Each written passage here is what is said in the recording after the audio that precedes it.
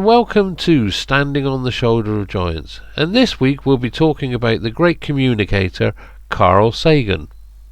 Astronomy can be a fascinating field of science, but it can also easily seem fanciful, remote, or even irrelevant when faced with the many challenges of day-to-day life here on Earth. It's common to hear, why do we study astronomy? Why is research on the universe important?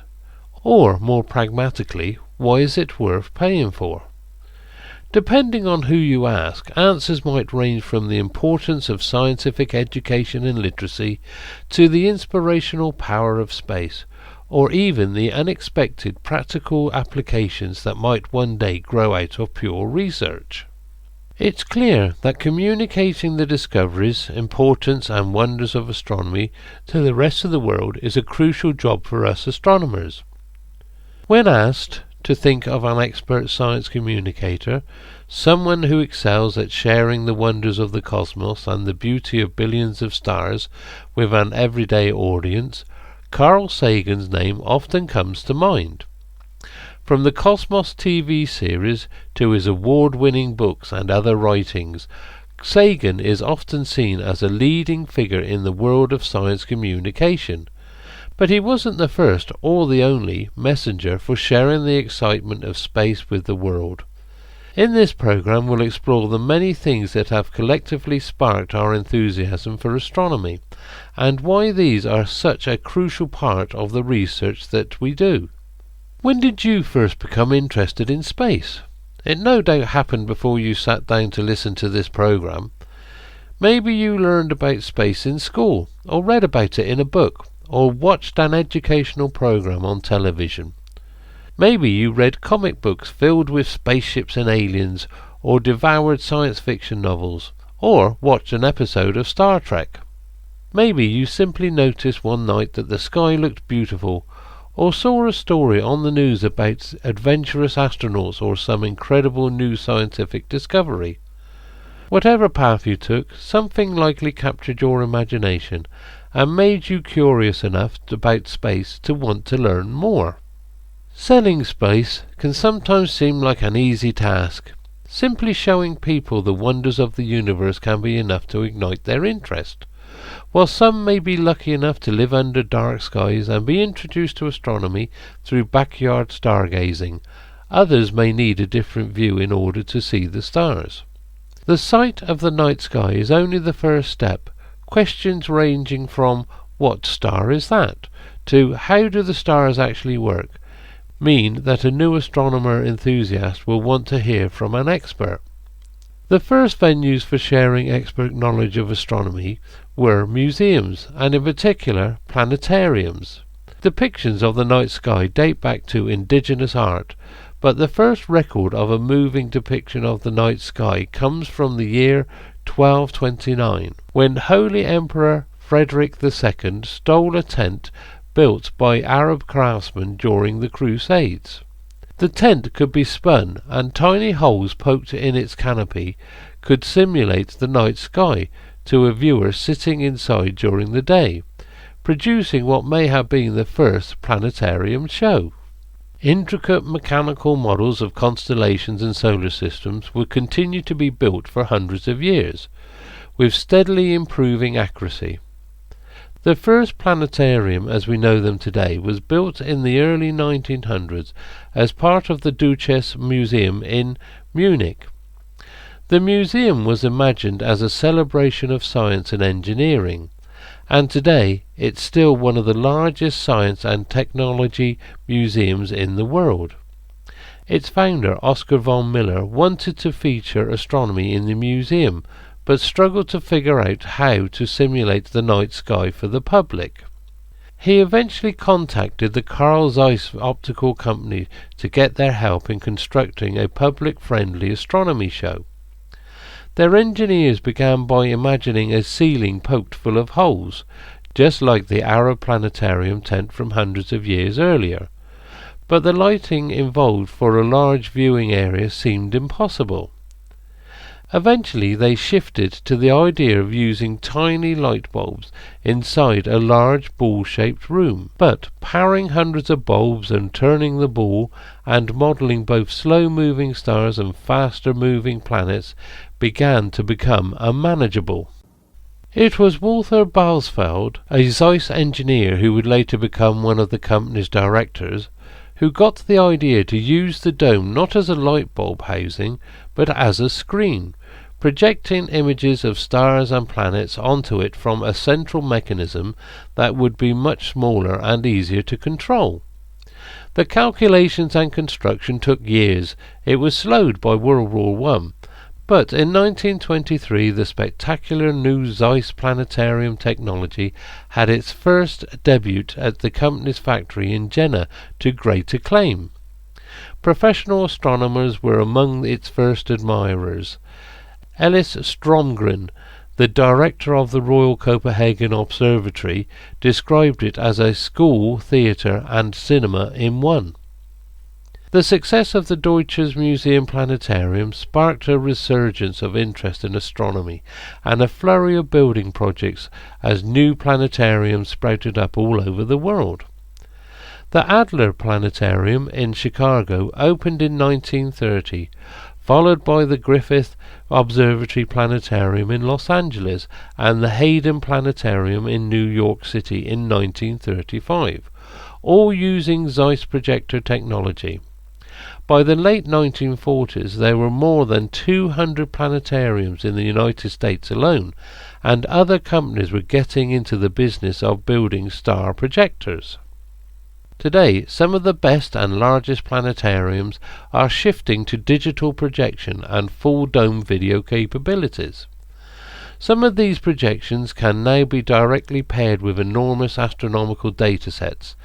Things like the Sloan Digital Sky Survey that we discussed in our last program, or multiple wavelength data from telescopes like Hubble and Chandra. Videodomes can show specially produced shows with cutting-edge special effects that can transport visitors to the surface of the Sun, the edge of the universe, or inside a black hole. Many others still rely on the classic projection style first pioneered by Walter Balsfeld, pairing indoor views of the night sky with live narration provided by enthusiastic planetarium employees or volunteers. There are more than 1,000 planetariums in the United States, hosting more than 20 million annual visitors. For nearly a century, planetariums and the museums that host them have been invaluable tools for science communication and sharing the riches of the night sky with everyone. They can also make quite an impression. In the first few years after it opened, one of the many visitors to the New York City's Hayden Planetarium was a young Carl Sagan. In the middle of the 20th century, a television program on space captured the national imagination. Combining cutting-edge special effects with a knack for imagination and storytelling, it inspired viewers young and old to ponder the mysteries of the universe. I'm talking, of course, about Star Trek. Star Trek premiered in 1966. It was the product of Gene Roddenberry's imagination, enthusiasm for space travel sparked by the space race, and a boatload of science fiction influences. For decades, many professional and amateur astronomers have credited fictional worlds or stories with first inspiring their interest in the stars. I grew up on E.T. and Star Wars, and devoured books like Carl Sagan's Contact, science fiction that combined adventure and storytelling with the gloriously geeky details that I've learned to love.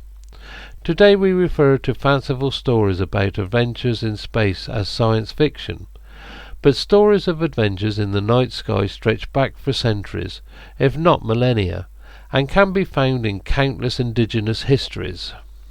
Let's look at an example. One story of astronomy and exploration imagines a newly created universe, with its creator travelling across the land and filling it with new people and languages. This creator carried a bunch of languages with them, and every time they created a people, they gave them a language. When they got to the Western Ocean, they liked the land so much that they stayed there, filling it with people who spoke all sorts of languages. This made communicating difficult, and it quickly caused a problem because the creator made a small design mistake. They built the sky too low. It was convenient at the time, letting people travel in and out of the sky at will, but it also meant that tall people were whacking their heads on it, and it was forever getting in the way. The people needed a solution, but it was tough because they spoke so many different languages. Eventually a huge gathering was called. Nearly everyone came, and they all managed to agree on a common word and signal that would let them lift the sky at the same time. They lifted again and again, and slowly lifted the sky to where it is today. The problem was that a few people missed the meeting. This included 3 hunters, one of them with his dog, chasing 4 elk through the forest. The elk went running up into the sky, and the hunters followed them, not realizing that while they were up there, everyone else was lifting the sky until it was too high for them to make it back down. This meant that the 4 elk were stuck in the sky, and so were the 3 hunters. Even the dog got stuck in the sky, sitting by his hunter's side. The story tells us that they're still up there today. In fact, you've probably seen them. They make the constellation we know as the Big Dipper, or Ursa Major. This is a story of the Snohomish people, whose traditional lands are just north of the University of Washington in Seattle. It's a fictional story, but just like any other good space adventure, it imagines a time when people could freely travel into the heavens and make listeners look at the stars for a little longer. Anyone hearing the Snohomish story would immediately recognize the Big Dipper afterwards whenever they looked up, and almost would probably make a particular effort to look for the hunter with his hard-to-spot dog. Today a curious listener might investigate further and learn that they're named Miser and Alcor, and that there are actually 6 stars contained in that apparent pair. Alcor is a binary star system, and Miser is a quadruple system. Science fiction, as we traditionally think of it, has always held a deep fascination with space travel and faraway worlds. Jules Verne imagined a trip to the moon in one of his books. Orson Welles made an indelible impression on the listeners with a fictional radio broadcast describing an alien invasion, and authors like Edgar Rice Burroughs and Ray Bradbury to Andy Weir imagined the perils and adventures of a journey to Mars. Many of these science fiction authors simply used space as a setting. They may use a dangerous planet or hostile aliens as story elements, but the details of their books are less about the physics of stars and galaxies and more about the feelings, imaginings, and politics of the people they feature. Still, for countless audiences, especially younger audiences, these stories brought their imaginations into space and fed their curiosity about the wider universe. Star Trek was immensely influential in this area. Today, astronomers who study the science of life on other worlds remember an episode from Season 1 when the Enterprise crew encounters silicon-based life forms. This was a pretty good fictional premise, rooted in the shared atomic properties of silicon and carbon, the atoms that form the backbone of most all biological molecules found on Earth. Star Trek also offered early and progressive role models. Lieutenant Uhura is a favourite of many scientists today who saw themselves in the brilliant black professional woman who worked as a crew's translator. A decade after Star Trek premiered, movies and television had decisively joined books as key mediums for science fiction. By the time Star Wars arrived on the scene in 1977, space was a common setting for stories. Star Wars added its groundbreaking special effects to the mix, making space come alive for people in a way that it never had before. Still, these visual spectacular mediums were mainly being used to tell imagined stories. Space was a setting or a backdrop, with educational content left to classrooms and textbooks, or to planetariums. All of this would change just 3 years after Star Wars was released, with the debut of a new innovative TV show, Cosmos. Carl Sagan was born in Brooklyn in 1934. Neither of his parents were scientists, but he nevertheless credited them both with fostering his senses of wonder and skepticism at an early age. The Hayden Planetarium fanned the flames of Sagan's early interest in astronomy, and science fiction authors from H. G. Wells to Robert Heinlein caught his imagination and strengthened his passion for storytelling. Still, despite his enthusiasm, it wasn't until high school that Sagan learned that astronomer was in fact a job and a profession that paid well. Once he learned that, he was able to set astronomy as his career goal. Many other space enthusiasts have similar backgrounds. It's one thing to be caught up in the grandeur and excitement of the cosmos, but it's quite another to imagine devoting your life to it when faced with the realities of needing a steady paying job. Sagan earned his bachelor's, master's and doctoral degrees from the University of Chicago, studying under eminent planetary scientist Gerard Kuiper. His early career resembled that of many other young accomplished scientists. He was a researcher at the University of California, Berkeley, and then a tenure-track professor at Harvard. Sagan, however, was denied tenure at Harvard and criticized for an approach to science that some believed was too broad. As a planetary scientist, his work ranged from radio observations of Venus to work on the habitability of Jupiter's and Saturn's moons. Sagan's work also necessitated studying biology, evolution and climate science, an unusual approach at the time when researchers tended to choose and stick with a single speciality. Most astronomers at the time didn't venture far outside their own field. Sagan moved from Harvard to Cornell in 1968, where he was encouraged to continue his multidisciplinary work and foster his growing interest in science, communication, and popular writing. In 1977 he published The Dragons of Eden, a book that explored the evolution of intelligence. The book, his debut popular science publication, won a Pulitzer Prize, and in the aftermath of this success he was approached by PBS to write and star in a science fiction television series designed for a general audience. Cosmos premiered in 1980 to both popular and critical acclaim. Sagan's skill for writing and his clear, direct speaking style connected well with audiences. The show also used the dazzling cinematic special effects that had delighted people in Star Wars to tell not a fictional story but a real one. Sagan could wander through an illustration of space-time or simulate flying between planets and stars on an imagined spaceship.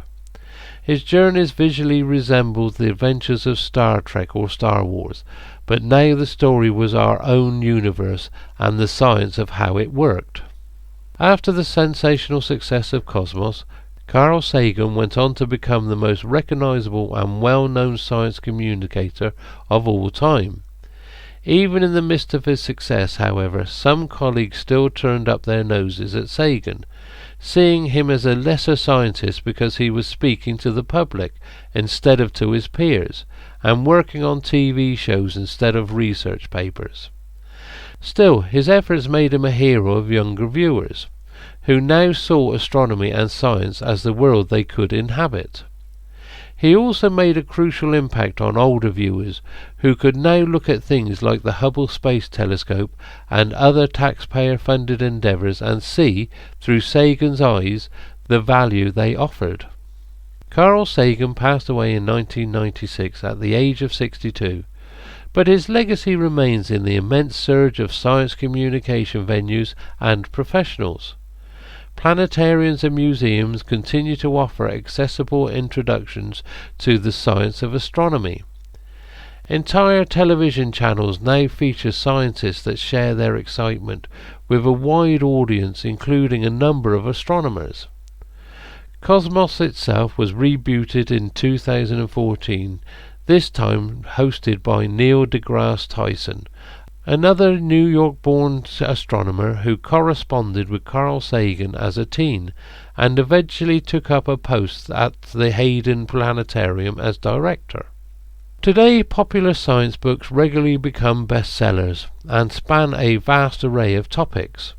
With the advent of social media, grassroots science outreach has popped up everywhere, from YouTube to Twitter. Scientists record podcasts, teleconference with classrooms, and join video game streaming platforms for Q&As. It's never been easier for people to hear from professional scientists. But why? Why should we treat science communication as a heroic endeavour in astronomy? Are Carl Sagan's detractors right?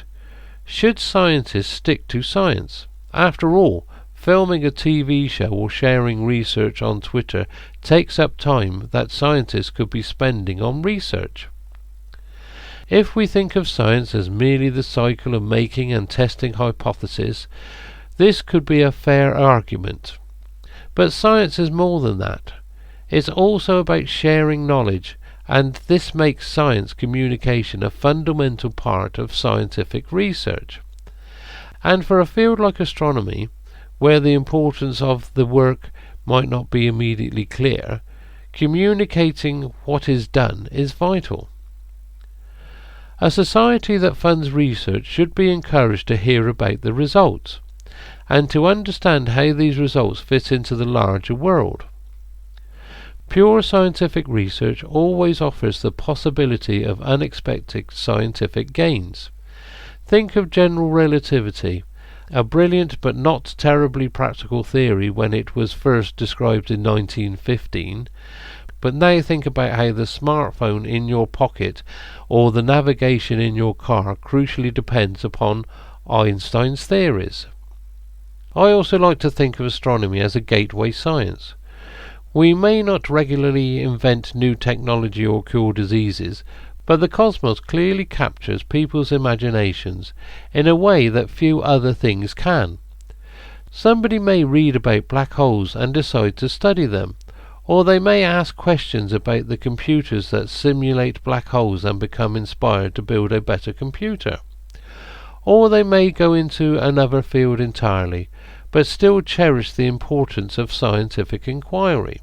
An enthusiasm for the stars can easily turn into an enthusiasm for other realms of science, and the more we can encourage this, the better. Astronomers are often asked about the practical applications of the field. Some of their answers are admittedly pretty speculative. General relativity did great things for GPS, but we're still not quite clear on what gravitational waves could do for everyday technology here on Earth. That said, there is one pretty immediate and practical reason for citizens of our planet to want to keep an eye on space. Once in a while, space comes to us. In the next program, we'll begin exploring our immediate cosmic backyard and talk about some of our closest neighbours, who sometimes get a bit too close for comfort. As always, if you'd like to listen to this show again, or any of the other excellent shows that are produced on Astro Radio Earth, then just follow the links on the astroradio.earth website page. Also, as you are aware, Astro Radio Earth is a non-profit making organisation. No one gets paid on the station. We all do this for the love of it.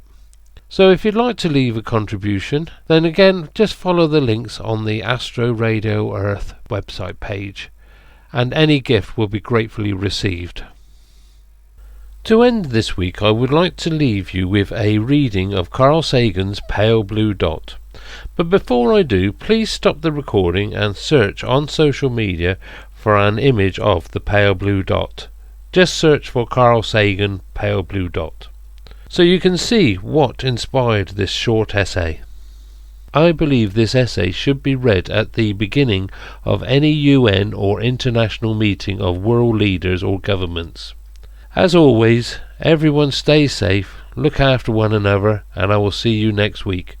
Bye for now. The following excerpt from Carl Sagan's book Pale Blue Dot, which was inspired by an image taken, at Carl Sagan's suggestion, by Voyager 1 on the 14th of February 1990. As the spacecraft was departing our planetary neighbourhood for the fringes of the solar system, it was turned around for one last look at its home planet. Voyager 1 was about 6.4 billion kilometres or 4 billion miles away, and approximately 32 degrees above the ecliptic plane, when it captured this portrait of our world. Caught in the centre of scattered light rays, a result of taking the picture so close to the sun, Earth appears as a tiny point of light, a crescent only 0.12 pixel in size. So here's the excerpt, the pale blue dot of Earth. Consider again that dot. That's here. That's home. That's us. On it, everyone you love, everyone you know, everyone you ever heard of, every human being who ever was, lived out their lives.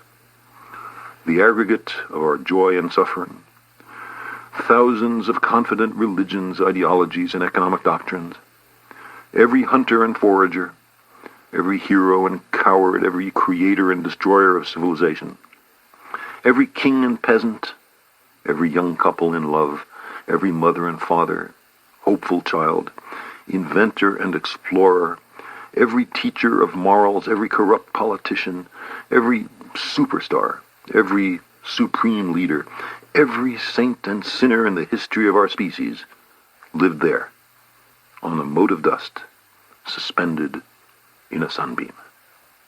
The Earth is a very small stage in a vast cosmic arena. Think of the rivers of blood spilled by all those generals and emperors, so that in glory and triumph they could become the momentary masters of a fraction of a dot.